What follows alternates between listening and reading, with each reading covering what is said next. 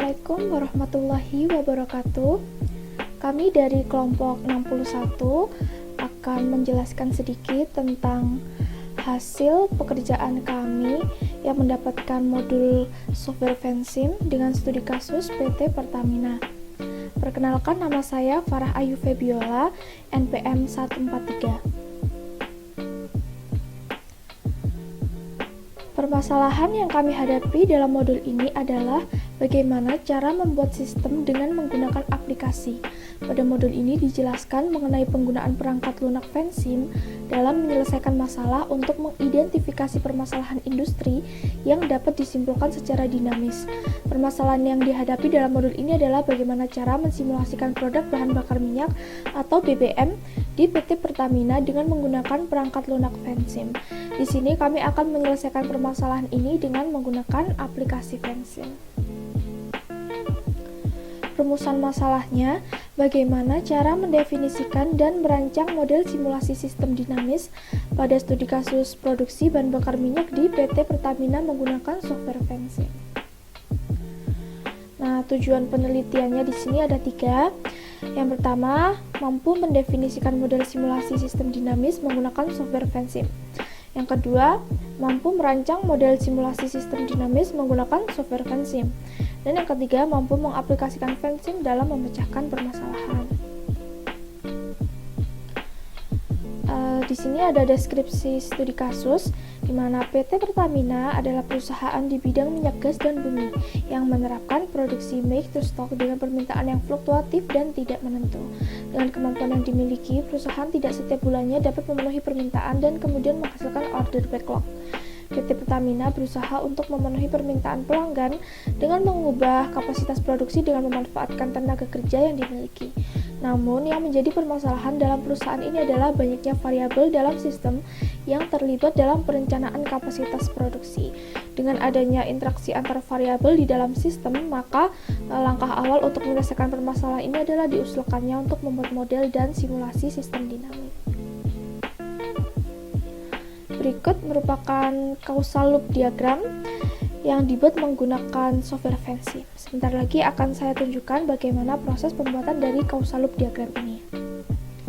Langkah awal yang akan kita lakukan adalah kita buka terlebih dahulu aplikasi Vensim, kemudian kita klik file, kemudian new model. Nah, di sini muncul model setting atau time boundaries. Nah, time boundaries merupakan batasan waktu di mana initial time merupakan waktu dimulainya dan final time merupakan waktu akhir dari batasan waktu itu.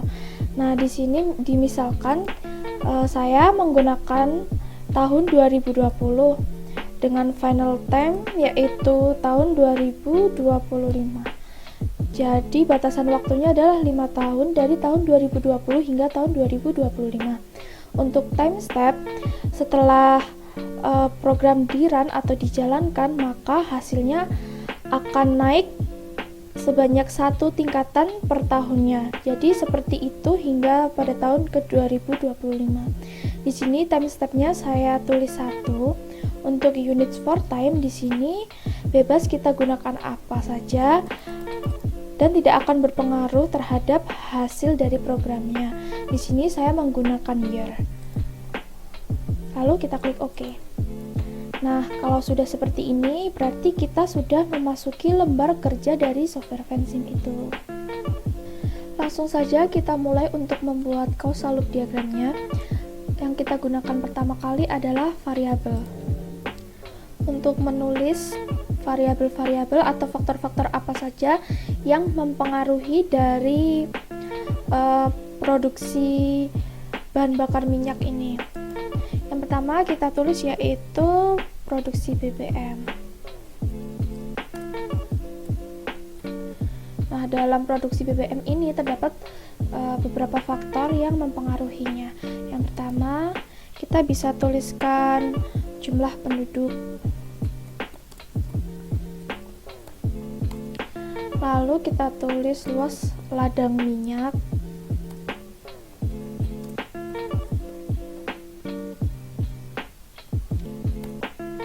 Kita bisa masukkan juga permintaan BBM atau tingkat permintaan BBM.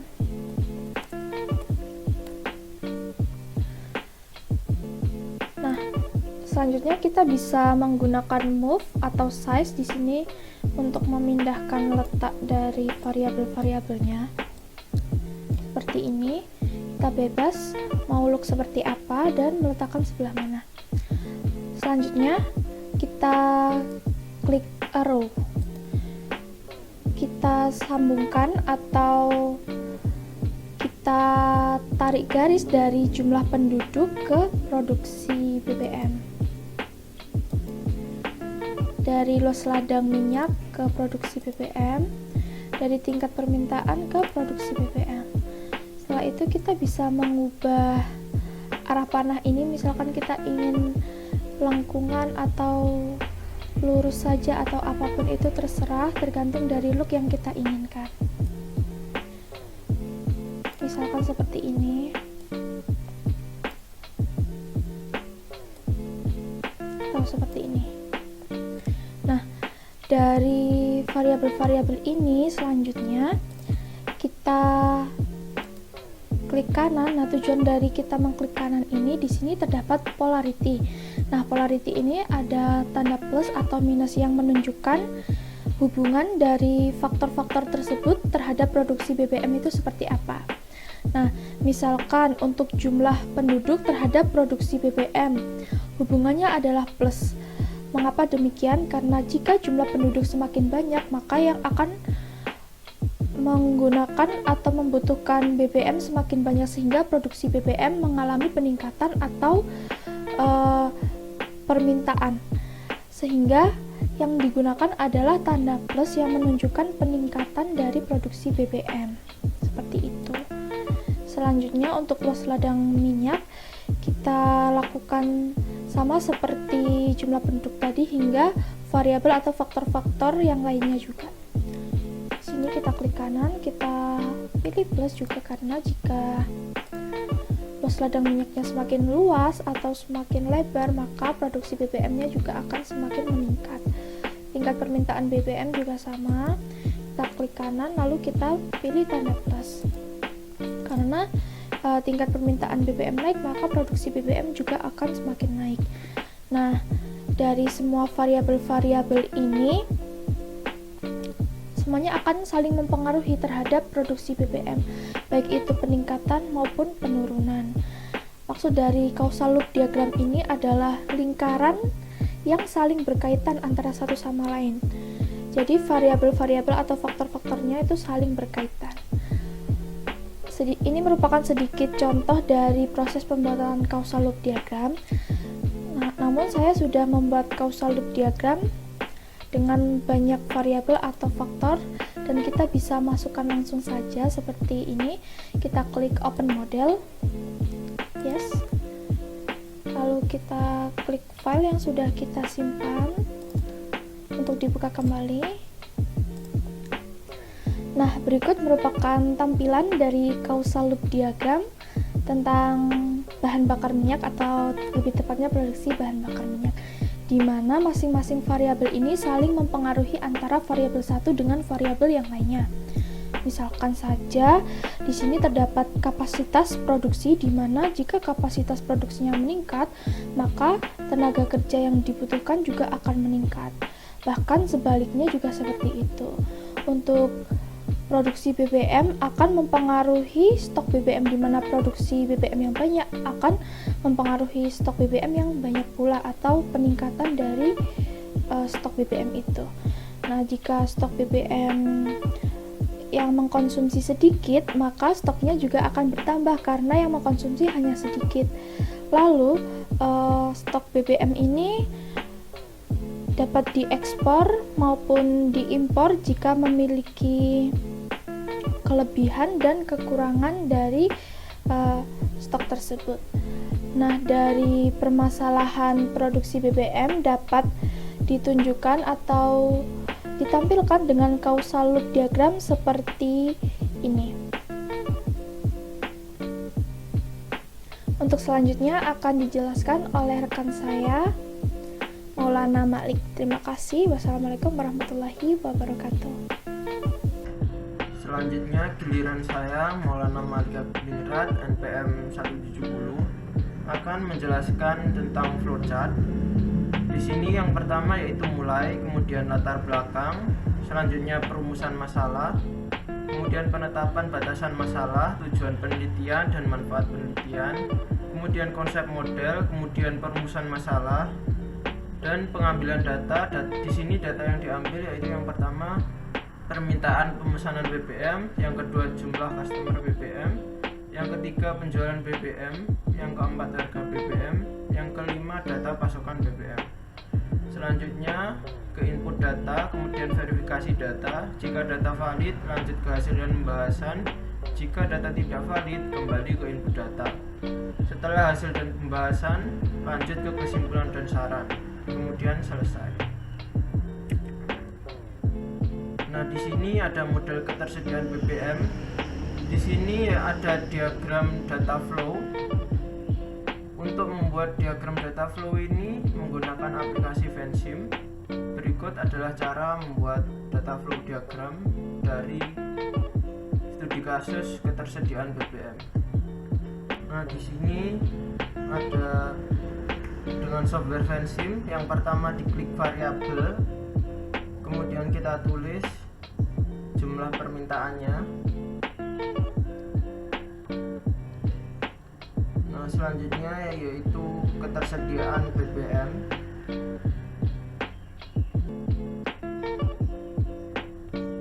Selanjutnya kita tata.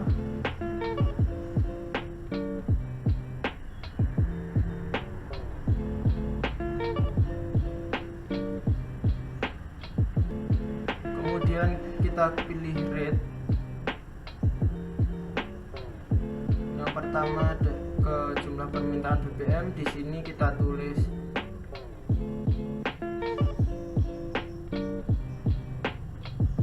peningkatan permintaan. Sementara yang sebelah sini kita tulis penurunan permintaan.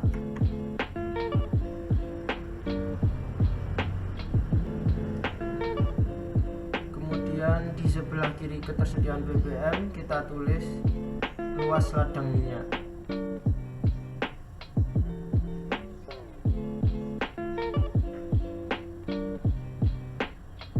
Selanjutnya di sebelah kanan ketersediaan BBM kita tulis harga minyak dunia.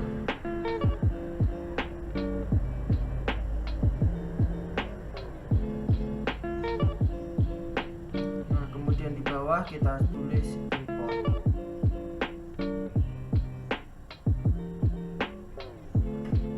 Selanjutnya kita tulis level.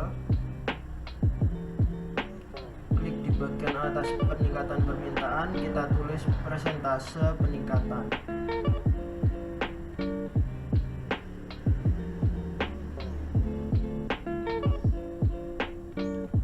Kemudian di sini kita tulis persentase penurunan.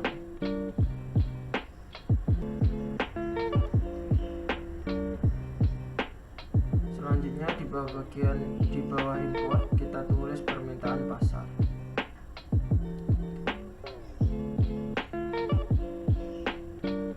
Selanjutnya untuk menghubungkan level dengan rate kita gunakan arrow. Nah, di sini seperti casual loop, arrow bisa diganti-ganti atau diatur sesuai keinginan agar lebih enak dipandang. Nah, kemudian setelah ini kita rapikan susunannya agar menjadi lebih menarik.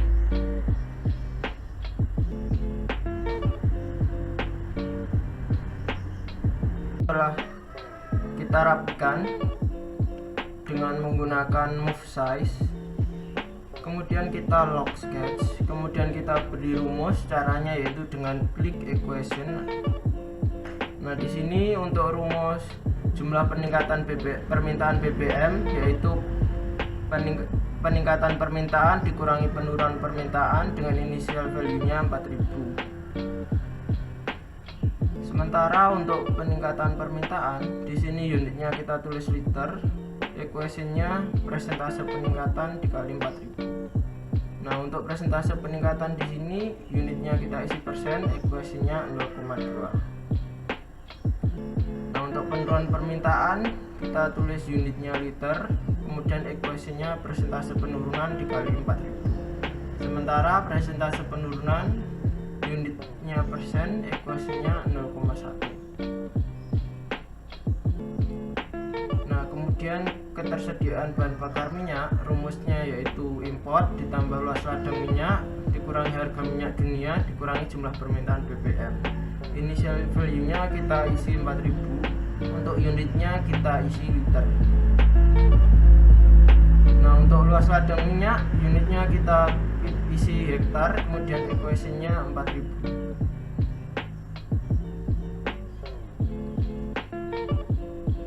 Sementara untuk permintaan pasarnya kita tulis unitnya liter, equation-nya 4000.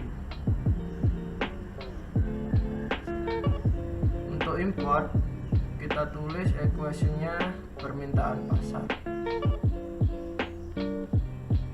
Nah, yang terakhir untuk harga minyak dunia di sini kita tulis liter, equation-nya kita tulis 800.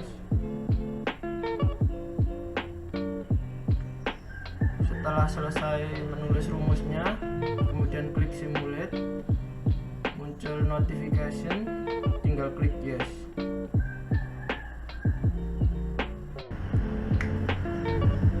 Selanjutnya di sini ada grab pad ketersediaan BBM. Di sini yaitu muncul grafik. Caranya yaitu sama menggunakan aplikasi Fansim. Caranya yaitu sebagai berikut. Nah, untuk pembuatan grafik sendiri kita menggunakan data flow diagram yang telah dibuat dengan software Fansim tadi. Kemudian kita blok jumlah permintaan BBM dan ketersediaan BBM, lalu kita pilih grab. Nah, di sini muncul outputnya. Untuk garis biru yaitu jumlah permintaan BBM, sementara garis merah yaitu ketersediaan bahan. Sementara di sini ada tabel pad ketersediaan BBM. Untuk memunculkan output seperti ini, caranya hampir mirip dengan cara menampilkan grab pad, yaitu sama dengan menggunakan software Fansim. Caranya yaitu kita blok semuanya,